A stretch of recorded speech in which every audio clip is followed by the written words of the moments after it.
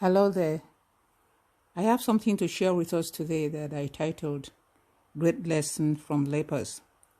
It's actually about the story of four lepers who were at the gate of Samaria when that country was invaded by Syrian troops.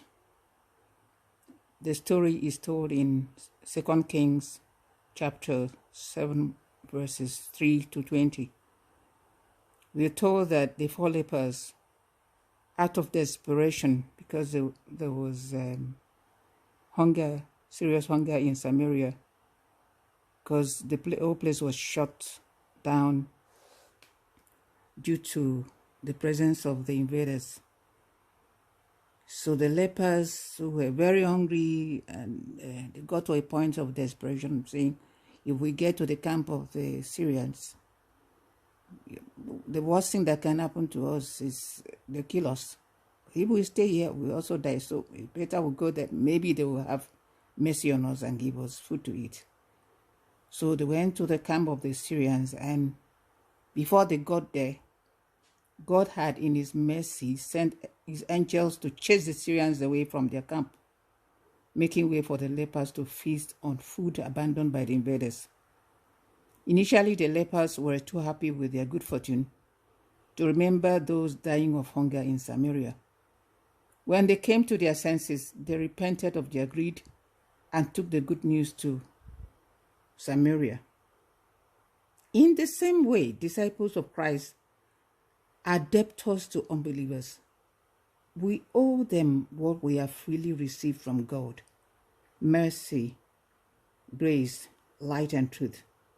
2 Corinthians 5 verse 18 says, "Behold, the new has come. All this is from God, who reconciled us to himself through Christ and gave us the ministry of reconciliation." Verse 20 declares that we are ambassadors for Christ. We are not saved to remain unfruitful.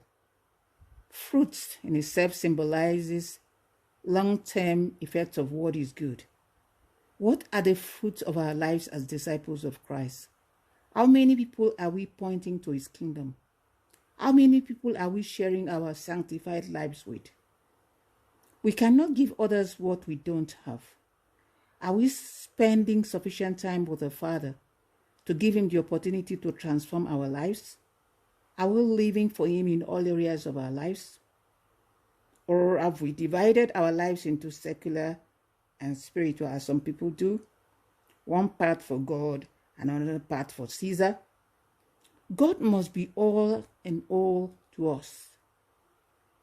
God must be all in all to us. Otherwise, our Christian journey might not end well.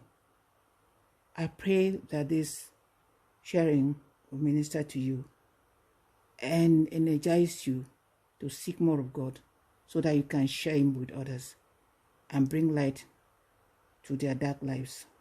Shalom.